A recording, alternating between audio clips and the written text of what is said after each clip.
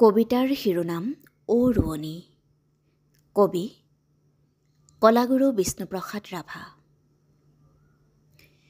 ও ৰোৱনী মই দিয়া ভুঁই আলফুলে ৰুই, চোকা ৰ'দত দহি পুৰি, বৰষুণত তিতি বুৰি চৰণ বোলাই, বল আগুৱাই নামানিবি ঘিনি, এই অসমীৰ এই ধৰণীৰ মাটিৰে শিপিনী।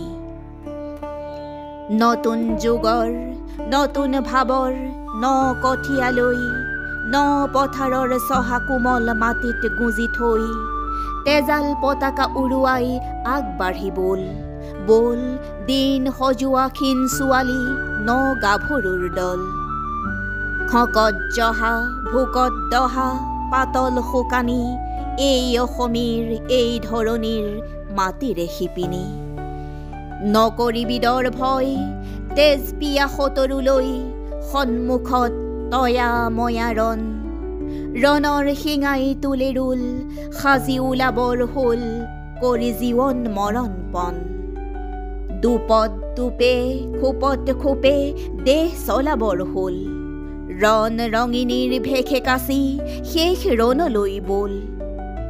জাত সতৰুৰ বুকুত মৰণ শেলৰ আঘাত সানি, এই অসমীৰ এই ধৰণীৰ মাটিৰে শিপিনী। ধন্যবাদ।